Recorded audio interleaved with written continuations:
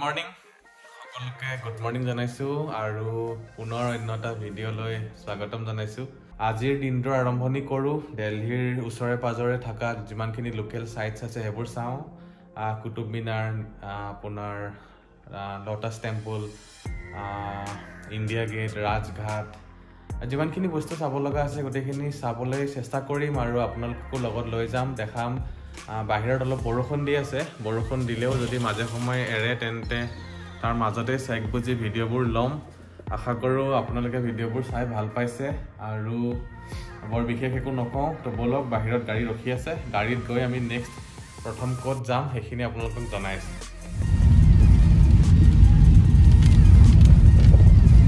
বাহিৰত দুপালপিটা বৰষুণ আৰু সময় বৰ্তমান 1টা বাজিছে। বৰষুণ তিতিলো আমি গোটেইকেইটা অলপ। এতিয়া গৈ আছো আমি ক'ত গৈছো বিন্দু? আমি বৰ্তমান গৈ আছো লোটাছ টেম্পল আৰু বতৰটো চাই এইটো লগা নাই ওলাই যাব পাৰিম, তথাপিও বৰষুণটো যদি কমে বাহিৰলৈ যাম। লোটাছ টেম্পল আহি পালো জাষ্ট, বৰষুণটো অকণমান কমিলে আৰু ট্ৰাইপডডাল এবাৰ গাড়ীতে থৈ গৈছোঁ, আকৌ তেওঁলোকে চেকিং কৰি নিব নিদিয়ে ভিতৰত। তো বলক লোটাছ টেম্পলত এণ্ট্ৰি কৰি লওঁ, তাৰ পাছত তাৰ ভিতৰৰ দৃশ্যাৱলীবোৰ দেখাম।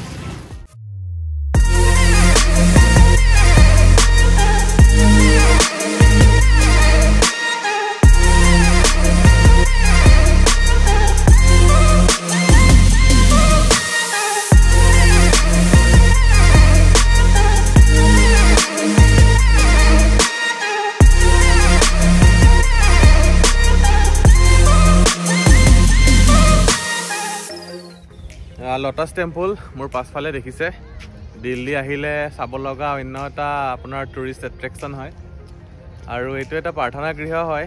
একচুৱেলি নামটো লোটাছ টেম্পল দিছে যদিও এইটো কোনো ধৰণৰ মন্দিৰ নহয়, এইটো এটা প্ৰাৰ্থনা গৃহ হয়। আৰু ইণ্টাৰেষ্টিং কথাটো হ'ল এইটো সৰ্বধৰ্মীয় প্ৰাৰ্থনা গৃহ হয়। ইয়াতে কোনো ধৰণৰ পাৰ্টিকুলাৰ এটা ধৰ্মৰ মানুহৰ কাৰণে নহয়। আৰু এজন ইৰাণিয়ান আৰ্কিটেক্টে এইটো বনাইছিল আৰু এইটো সম্পূৰ্ণ মাৰ্বল পাথৰৰ হয় আৰু 1986 চনত এইটো বনাই কমপ্লিট হৈছিল। পদুম ফুলৰ পাহিৰ নিচিনাকৈ মাৰ্বলবিলাকেৰে বনোৱাৰ কাৰণে এইটো একচুৱেলি লোটাছ টেম্পল বুলি কয়। তো বলক অলপ ওচৰৰ পৰা আমি লোটাছ টেম্পলটো কভাৰ কৰিম, আপোনালোকক চাওক।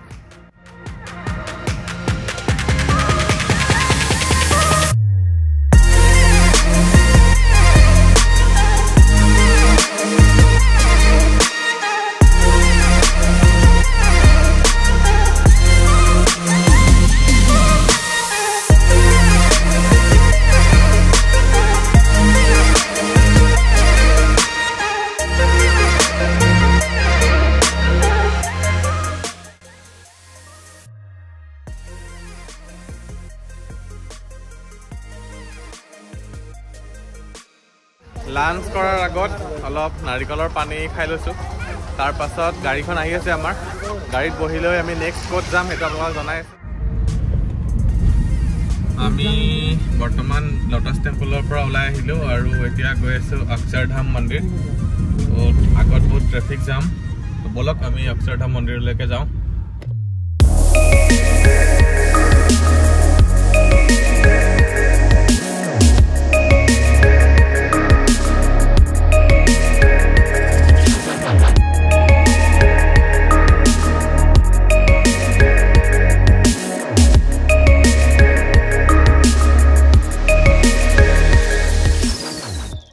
অক্ষৰধাম আহি পাইছোঁ আৰু সময় বৰ্তমান 2:45 আৰু ৰাস্তাৰ বাহিৰৰ পৰাই আপোনালোকক দেখালোঁ। অলপমান হয়তো দেখিলে আপোনালোকে, কিয়নো অক্ষৰধাম মন্দিৰৰ ভিতৰত মোবাইল এলাও নাই, মোবাইল কেমেৰা একো নিব নিদিয়ে। গতিকে আপোনালোকে আহিব এদিন, ইয়াতে খুব এটা সুন্দৰ প্ৰাচীন হিন্দু মন্দিৰ হয়। কেম্পাছটো চাওক ছাইডৰ পৰা অলপ।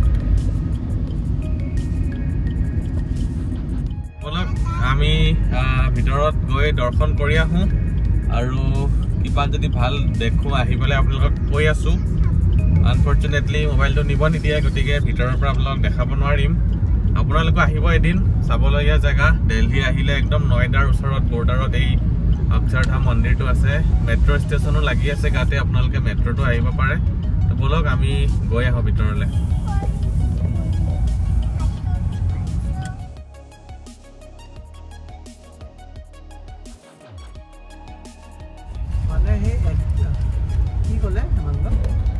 পুৰা হেভি সিকিউৰিটি, গাড়ীৰ ডিক্কিলৈকে খুলি চাইছে, ডিক্কি ইঞ্জিন হুড চব খুলি চাইছে। তো বলক ভিতৰত যাওঁ, মোবাইলটো গাড়ীতে থৈ যাওঁ, গাড়ীখন পাৰ্কিঙত লগাম এতিয়া আমি। তো বলকচোন আহি পাই আপোনালোকক লগ পাই আছোঁ। সময় বৰ্তমান আবেলি 4:30 বাজিছে আৰু আমি এইমাত্ৰ অক্ষৰধাম মন্দিৰৰ পৰা ওলাই আহিলোঁ। সঁচাকৈ এই মন্দিৰটো মাৰ্বল পাথৰেৰে বনোৱা এটা অদ্ভুত কাৰুকাৰ্য, আপোনালোকে নিজে আহি চালেহে গম পাব। ভিতৰত কেমেৰা এলাউ নাছিল, গতিকে ভিডিঅ' কৰিব নোৱাৰিলোঁ। কিন্তু সঁচা অৰ্থত ক'ব গ'লে তাজমহলতকেও কোনো গুণে কম নহয়। তাজমহলতকৈ বেছি ধুনীয়াহে হয় আৰু মাৰ্বল পাথৰত যি তাত কাৰুকাৰ্য কৰি থৈছে, মূৰ্তি ফুল এইবোৰ বনাই গোটেই মন্দিৰটোৰ তলৰ পৰা ওপৰলৈকে, মানে এক চাবলগীয়া আপোনাৰ এটা মন্দিৰ। আহিব ইয়াত কেতিয়াবা দিল্লী। আৰু বলক আমি অলপ তাতে বজাৰ কৰিলোঁ, সৰু সুৰা ঘৰলৈ বস্তু ল'লোঁ গিফ্ট নিচিনা। আৰু এতিয়া বৰ্তমান আমি লালকিল্লা যাওঁ, আন্ধাৰে হ'ব এতিয়া। পটকৈ লালকিল্লাত গৈ যদি ভিডিঅ' ল'ব পাৰোঁ আপোনালোকক দেখাম। তো বলক আমি আগবাঢ়োঁ।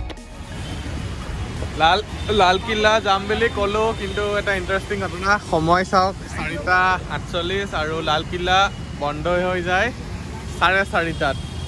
গতিকে আমাৰ লালকিল্লাৰ ওচৰতে আছিল ৰাজঘাট। ৰাজঘাট আপোনালোকে জানেই, জাতিৰ পিতা মহাত্মা গান্ধীৰ যিটো মৰিশালি তাত ইয়াতে আছে। এয়া ৰাজঘাট, মোৰ পাছফালে এইটোৱে ৰাজঘাট। অলপ কিনকিনীয়াকৈ আকৌ বৰষুণ আহিল। তো বলক বৰষুণটো অকণমান কমিছে, পটককৈ গৈ চাই আহোঁ আৰু আপোনালোককো দেখাওঁ। তো বলক ৰাজঘাটৰ অলপ ভিডিঅ' চাওক আপোনালোকে। বৰষুণ আহিয়ে আছে আৰু সময়ো অলপ দেৰি হৈছে। টুপিটো লগাই ল'লোঁ, মাথাটো তিয়াব নোৱাৰি।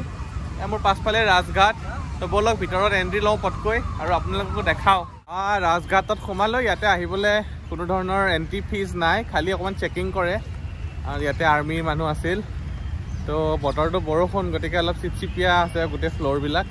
তো বলকচোন অলপ ৰাজঘাটৰ ভিউ চাওক।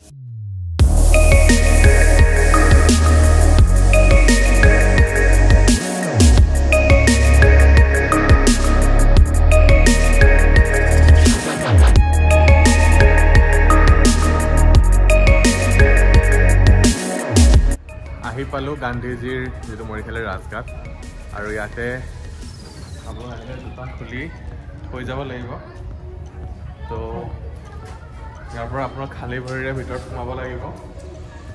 তো বলকচোন এইফালেৰে এনেকৈ গৈ অলপ ঘূৰিলে লনখন আছে, আৰু লনখনৰ মাজতেই গান্ধীজীৰ সেই মৰিশালিটো বনোৱা আছে। তো বলকচোন আপোনালোকক দেখাওঁ এবাৰ।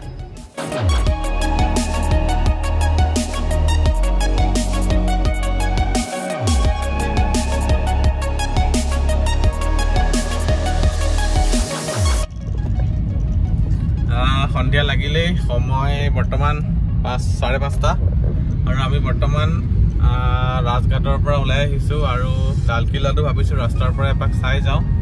তো বলকচোন লালকিল্লাটো আপোনালোকক ৰাস্তাৰ পৰাই দেখাম। নেক্সট কেতিয়াবা দিল্লী আহিলে ভিতৰত যাম। তো বলক আমি আগবাঢ়োঁ। গাড়ীখন আগত থৈ অকণমান নামি আহিছোঁ। লালকিল্লাৰ এণ্ট্ৰিটো বন্ধ, তথাপি বাহিৰৰ পৰা যদি অকণমান দেখাব পাৰোঁ আৰু নিজেও অকণমান চাওঁ। এইখিনিৰ পৰা অকণমান দেখা পাইছোৱে মই। বলকচোন অলপ চেষ্টা কৰি চাওঁ। মোৰ পাছফালে যে দেখিছে, এইটোৱে লালকিল্লা। ইয়াতেই 15 আগষ্ট 26 জানুৱাৰীত প্ৰধানমন্ত্ৰীয়ে পতাকা উত্তোলন কৰি আহিছে। ভিতৰতো এণ্ট্ৰি বন্ধ, তথাপি বাহিৰৰ পৰা দেখা পালোঁ। কেতিয়াবা যদি আকৌ অহা হয় দিল্লীত, ভিতৰৰ পৰা আপোনালোকক দেখাম। তো আপোনালোকেও বাহিৰৰ পৰাই দৃশ্যবোৰ চাই লওক। আৰু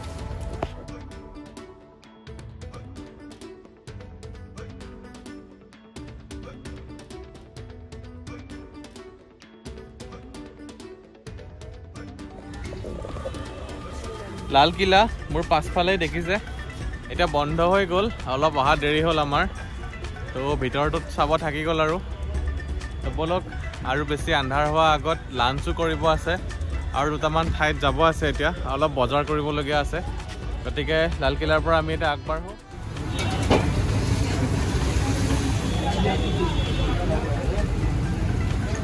অলপ ষ্ট্ৰীট ফুড ট্ৰাই কৰোঁ বুলি ভাবিলোঁ আৰু এইখন দোকান মই ফুড ব্লগাৰৰ ভিডিঅ'বিলাকত দেখি থাকোঁ। আজি মহম্মদ হুছেইন অকল চিকেন পায়, চিকেন ফ্ৰাই আৰু মাছো পায়, মাছ ফ্ৰাই কৰে। তো ব'লক অলপ টেষ্ট কৰি চাওঁ, তাৰ পাছত আপোনালোকক ৰিভিউটো দি আছোঁ।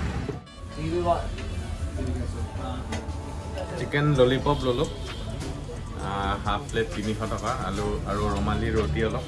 তো ব'লক আমি খাই লওঁ এতিয়া। চিকেন আৰু ৰুমালী ৰুটি খোৱা হৈ গ'ল। এতিয়া আমি লৈছোঁ ক্ষীৰ বনাই আছিল, বৰ ধুনীয়াকৈ দেখিলোঁ। আজিহে ষ্ট্ৰীট ফুডৰ আমাৰ দিল্লীৰ টেষ্ট কৰিছোঁ। তো ক্ষীৰটো চাওক।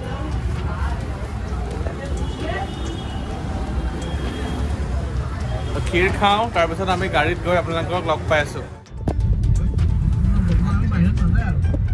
ভিনদেউ গাড়ীতে খাই আছে বিৰিয়ানী, আমিও খালোঁ অলপ। এতিয়াহে ভাল লাগিছে মনটো অকণমান। ডাইৰেক্টলি আমি যাওঁ ভাবিছোঁ ইণ্ডিয়া গেট। তো ব'লক ইণ্ডিয়া গেটত গৈ অলপ ৰাতিৰ দৃশ্যবোৰ দেখাওঁ। চিকেনৰ ৰিভিউটো বঢ়িয়া আছিল, দিম বুলি কৈছিলোঁ, পটককৈ মনত পৰিল। আচলতে এই দোকানখন বহুত ফেমাছ হয় দিল্লীৰ, পুৰণি দিল্লীত আছে। আৰু তাতে আপোনাৰ ফুড ব্লগাৰবিলাকত দেখাই থাকে। এতিয়া ইণ্ডিয়া গেটত আহিলোঁ, কিন্তু ইণ্ডিয়া গেটত বন্ধ।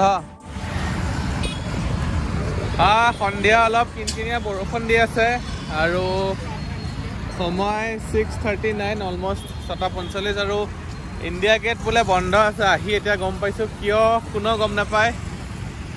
কিন্তু ওচৰলৈকে যাবলৈ দিয়া নাই, হয়তো কিবা প্ৰগ্ৰেম আছে পাতিব। তো ব'লক, উপায় নাই, আহিছিলোঁ বাহিৰৰ পৰাইতো দেখিছোঁ দূৰৰ পৰা, কিন্তু ওচৰলৈ যাব পৰা হ'লে ভাল লাগিল হয়। অলপ বাহিৰৰ পৰাই চাওঁ আৰু বৰষুণো দিছে, গতিকে সোনকালে হোটেললৈকে যাওঁ। কাইলৈ ৰাতিপুৱা যদি আহিব পাৰোঁ চেষ্টা এটা কৰি চাম, তেতিয়া যদি ওচৰত যাব দিয়ে। নহ'লে উপায় নাই আৰু, বেলেগ এদিন আহিলে দেখাব লাগিব আপোনালোকক। তো ব'লক এতিয়া আমি ইয়াৰ পৰা যাওঁ।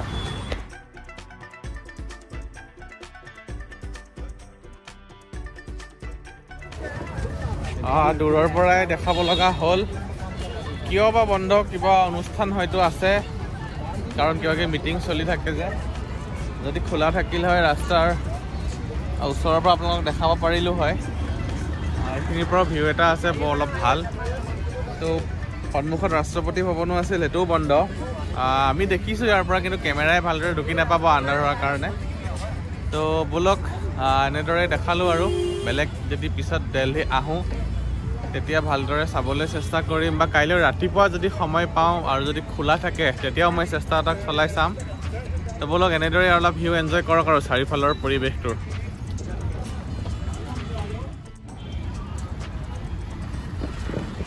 মোৰ পাছফালে যে দেখিছে, এইফালে চিধা গ'লে ৰাষ্ট্ৰপতি ভৱন। তো আজিতো যাব নোৱাৰিলোঁ, কাইলৈ ৰাতিপুৱা যদি খোলে এবাৰ চেষ্টা কৰি চাম। তো ব'লক এতিয়া আমি সোনকালে হোটেললৈ যাওঁ।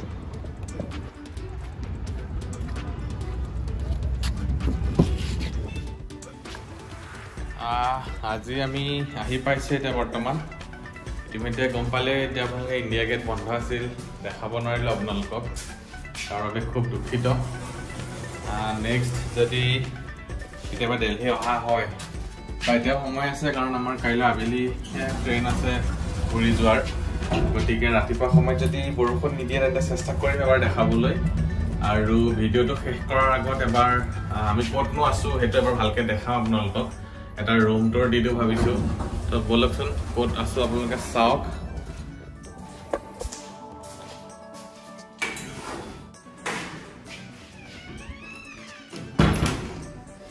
আমি এই দিল্লীত অলমষ্ট 3 দিন আছিলোঁ, আৰু এই 3 দিনত আমি এটা গেষ্ট হাউচত আছিলোঁ। আৰু গেষ্ট হাউচটোৰ এইটো ডাইনিং এৰিয়া হয়। ইয়াতে বহি মই ভিডিঅ' বনাইছিলোঁ ৰাতিপুৱা, আপোনালোকে দেখিছে। কালিৰ ভিডিঅ'টো শেষ কৰিছিলোঁ এইটো ৰুমতেই, আৰু আজিৰ ভিডিঅ'টো আৰম্ভণি মই ইয়াতেই বহি কৰিছিলোঁ। এইটো ডাইনিং হয় আৰু হল হয় এইটো গেষ্ট হাউচৰ। আৰু গেষ্ট হাউচটো একচুৱেলি BVFC বুলি কয়, ব্ৰহ্মপুত্ৰ ভেলী ফাৰ্টিলাইজাৰ কৰ্পৰেশ্যন, আপোনালোকে জানে, নামৰূপৰ সাৰ কাৰখানা। আৰু তাতে মোৰ ভিনদেউৱে চাকৰি কৰে, গতিকে ভিনদেউৰ কাৰণে আমি গেষ্ট হাউচটো পাইছোঁ দিল্লীত। তেখেতেই গোটেই ফৰ্মেলিটিজখিনি কৰি ইয়াত থকাৰ সুবিধাখিনি কৰি দিছিল। আৰু এনেকৈ ৰুমবোৰ আছে, ইয়াতে বাহঁত ভিনদেউহঁত আছে, আৰু এইটো মোৰ ৰুম হয়।